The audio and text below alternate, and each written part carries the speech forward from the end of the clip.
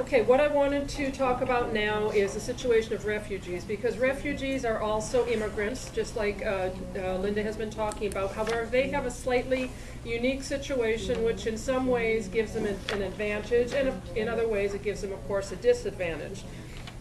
Usually, languages of limited diffusion are generally spoken by groups who come to the United States under some sort of extreme situation in their home country. It could be war, it could be economic stress.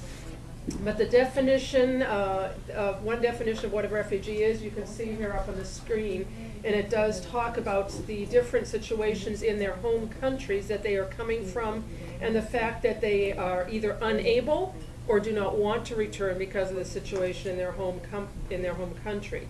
So in this way, from a technical perspective, they have some advantages for coming into the country, because they can come in and there's some assistance provided to them by the Office of Refugee Settlement of the Department of Health and Human Services.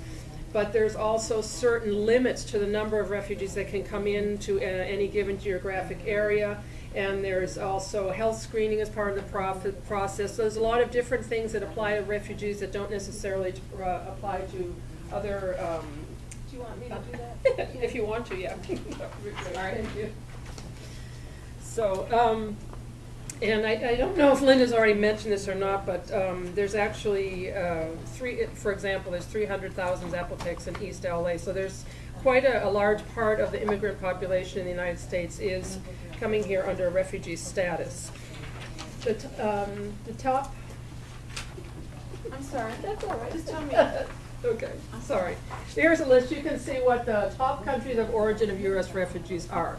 So again, it differs from what the figures that Linda was giving you about what the languages spoken by immigrants in California and also in the United States.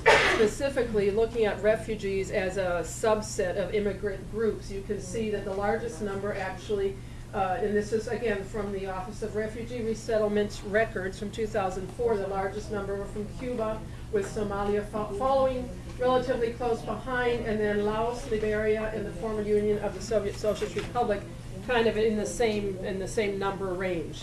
So that is data that's very interesting to look at. And given the fact that a large number of these come from Somalia, that is a country that is interesting to look at with regards to the country of origin and the situation there. As indicated on the slide, there are actually 5 different countries where Somali is spoken, and there are 20 million speakers of that language. And there might be, they might speak Mai, or as it says, there are actually other languages that are also involved. And so when refugees come from Somalia, they are confronted by technical terminology, especially if we're looking at right now at the healthcare situation here at this conference. The differences in the high-level terminology that is used in healthcare interpreting is not always expressed, something that is easily expressed or clearly expressed in their languages.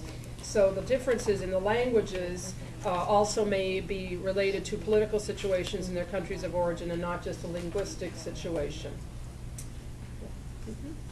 Other countries of origin for refugee populations are listed here. And